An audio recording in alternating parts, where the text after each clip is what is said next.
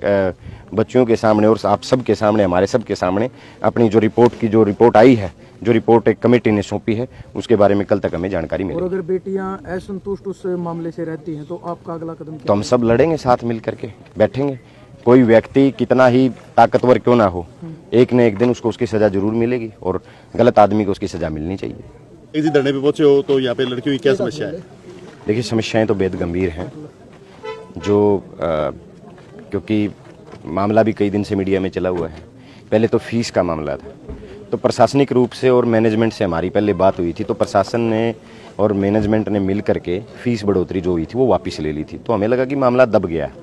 लेकिन जब परसों रात को ये हुआ, तो जब कल लड़कियों ने मुझे बताया कि हमारे साथ थोड़ी ज्यादती हो रही है, तो आज सुबह सुबह मैं इसलिए आया था कि इस मामले की पूरी जानकारी पता चल सके कि भाई हमारी बेटियां जो है वो ठंड में बाहर बैठने पे मजबूर क्यों हैं।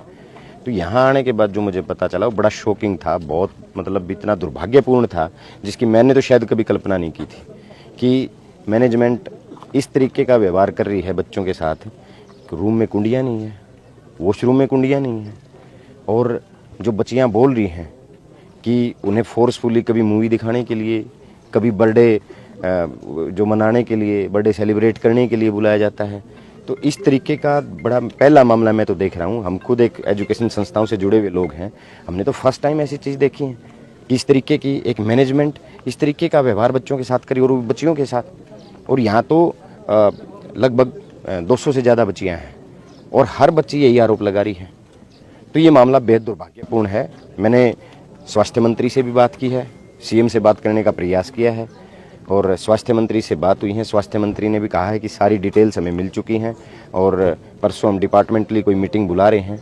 तो मैं तो सरकार से, प्रशासन से मांग करता हूं कि इसमें किस दोषी चाहे कितना ही बड़ा हो, कितनी ही बड़ी उसके पास सिफारिश हो, उसको बख्शा ना जाए। अगर इस तरीके के हालात किसी कॉलेज में हैं, खुद बच्चियां जब, सबसे बड़ी बात तो बच्चियां धरने पे बैठने को मजबूर हैं, और इतने बड़े आरोप बच्चियां जब लगा रही हैं यहाँ पे कि उनकी कोई सुनवाई नहीं होती है, उनको किस तरीके से मतलब टॉर्चर किया जाता है, तो ये बेहद अपने आप में बहुत गंभीर मामला है। सरकार को संज्ञान लेना चाहिए और मुख्यमंत्री जी को स्वयं इसमें संज्ञान लेकर के इन बच्चियों की बात को सुन करके इनकी जो सुनवाई है वो करनी चाहिए। पूरे मामले पे कमेटी बनाई गई है और कमेटी देखी जो एक महिला उसको अधिकारी को इसमें डिप्यूट किया गया था, सारी उसने रिपोर्ट डीसी को सौंप दी और डीसी ने मुख्यमंत्री को भेज दी थी, लेकिन उसके बावजूद भी कह रही है कार्रवाई नहीं हो रही है। नहीं, मेरी जो मुख्य महिला जो अधिकारी थी, जो इस कमेटी की मेन जो सदस्य थी, प्रेसिडेंट थी वो, शायद उनसे मेरी बात हुई है, तो वो कह रही हैं कि हमने कल ही ये डीसी साहब को सारी डिटेल्स जो इस कमेटी की जो थी वो सारी हमने डीसी साहब को सौंप दी है। अभी डीसी साहब से मेरा संपर्क हो नहीं पाया है। यहाँ मौजूद जो प्रशासन है, जो पुलिस के अधिकारी हैं, वो कह रहे हैं कि कल तक हमने टाइम लिया हुआ है कि रिपोर्ट आई है, और कल डीसी साहब और एसपी साहब आएंगे और वो कम्प्लीटली जो जानकारी है वो देने का काम करेंगे। मैं तो इसमें एक कहता हूँ, दोषी कितना ही बड़ा हो, दोषी को बख्शा ना जाए और इन बच्चियों के साथ न्याय हो, और न्याय संगत अगर न्याय होगा तो ये इन बच्चियों में भी आगे पढ़ने का हौसला होगा, इनका भविष्य सुरक्षित होगा, और आने वाली जो बच्चियां हैं जो आज इस मामले को, पूरे मामले को देख रहे हैं, उन बच्चियों में भी एक थोड़ा सा हौसला पैदा होगा। नहीं तो अगर इस तरीके से अगर किसी इंस्टीट्यूट में बच्चियों की आवाज़ को दबाया जा रहा है तो मामला गंभीर है, और कल तक रिपोर्ट आएगी। रिपोर्ट के बाद हम देखते हैं कि प्रशासन क्या कार्रवाई कर रहा है। मैंने अपनी तरफ से मेरी बहनों को, अपनी बेटियों को विश्वास दिलाया है कि आपके साथ ना कुछ गलत हो सकता है, और हम आपके पहले भी साथ थे, आज भी साथ हैं। विधायक जी, जैसे बेटियों ने बताया है कि इनको प्रोटेस्ट करने से भी रोका जा रहा है, क्योंकि प्रोटेस्ट तो अधिकार है हर किसी। नहीं, प्रोटेस्ट पे बैठी है, प्रोटेस्ट पे तो बैठी है ऑलरेडी, कोई इनको प्रोटेस्ट से रोक नहीं रहा, ना कोई प्रशासन इनको रोक रहा। नहीं, देखिए, कुछ एक सिक्योरिटी रीजंस की वजह से प्रशासन ये कह रहा है कि जो माँ बाप लेके आए, माँ बाप, पेरेंट्स जो उपलब्ध कराएं बच्चियों को, वो उपलब्ध हो रहा है, और पेरेंट्स ही उपलब्ध कराएं। मैं सोचता हूँ कि पेरेंट्स उपलब्ध कराएं वही ठीक है, क्योंकि माँ बाप जो इनको उपलब्ध कराएंगे वो अच्छा, इनकी सेहत के लिए भी अच्छा है। और सिक्योरिटी रीजन से प्रशासन ने ये कहा है कि भी बाहरी व्यक्ति कोई सामान ना दे, और उसमें मैं भी सहमत हूँ प्रशासन की इस बात से कि भी बाहरी व्यक्ति का कोई सामान, मैं बच्चों से भी कह के आया हूँ, जो खाने पीने की चीज़ है आप प्रशासन से मंगाने का काम, पेरेंट्स से मंगाने का काम करो। अगर आपके पेरेंट्स को प्रशासन रोक रहा है तो फिर हम आपके साथ खड़े हैं। मैनेजमेंट से भी किसी से मिले हो आपको? मैं प्रिंसिपल से मिला हूँ, और बड़ा दुर्भाग्य है कि प्रिंसिपल एक महिला है खुद, और इससे बड़ी बात क्या होगी कि एक महिला प्रिंसिपल जिसके इस कॉलेज की दीवारें हैं वो 4 फुट की हैं, कहीं 5 फुट की हैं, कहीं वायरिंग नहीं है, और महिला प्रिंसिपल कह रही है कि जी नहीं जी कोई दिक्कत ही नहीं है, आज तक तो कभी दिक्कत हुई नहीं है। मैंने उनसे सवाल पूछा है कि आप कह रहे हैं भाई, बच्चियां कह रही हैं कि आपके वॉशरूम में कुंडियां नहीं है, बच्चों के रूम में कुंडियां नहीं, और 4 फुट की 5 फुट की दीवार है, उसके ऊपर से फांद करके तो कोई भी अंदर आ सकता है। आजकल नशे का इतना भयंकर प्रकोप है, आजकल आप खेतों में सुनते हुए कभी तार काट ली जाती हैं, कभी मोटर उठा ली जाती हैं सारी, कभी कोई कुछ उठा ले जाती है, इतनी वारदातें बढ़ी हुई हैं। और अगर कोई नशेड़ी टाइप का आदमी, कोई गंदी सोच का आदमी छोटी छोटी दीवारों को फांद करके अंदर घुस गया और बच्चियों के रूम में वॉशरूम में कुंडियां नहीं है, तो हालात क्या होंगे।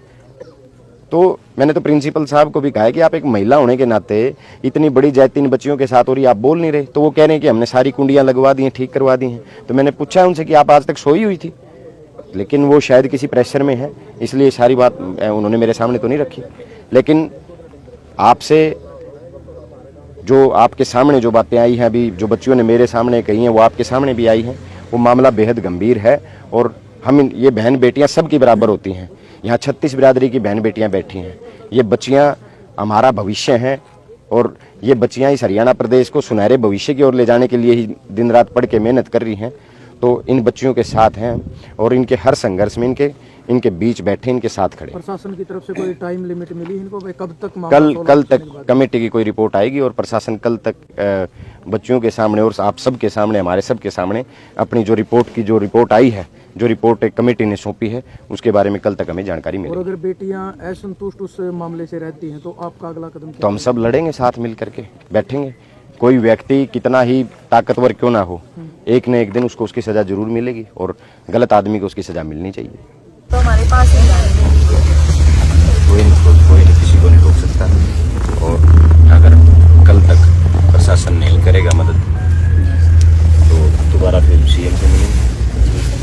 हेल्थ मिनिस्टर से मेरी कल भी बात हुई थी कि वो कह रहे हैं कि भाई माइग्रेशन का हमने प्रोसेस जारी कर रखा है, तो इसमें कानूनी या जो मतलब डिपार्टमेंटली कोई चीज़ है उसको दूर करवा के हम प्रोसेस पे हैं। उन्होंने खुद बोला है फिर भी कोई किसी प्रकार की कोई दिक्कत है तब तक समाधान नहीं होता, चेयरमैन के खिलाफ कार्रवाई नहीं होती, जो आप आरोप लगा रहे हैं उनके ऊपर नहीं कार्रवाई होती। सारे आपके साथ हमारी बेटी हो, बहन हो, और बहन बेटी सबकी बराबर होती है, ठीक है। तो निश्चिंत रहो, कोई आपके साथ ज्यादती नहीं कर सकता, कोई आपके साथ ज्यादती नहीं कर सकता किसी भी तरीके की। अगर ये कल तक समाधान नहीं करते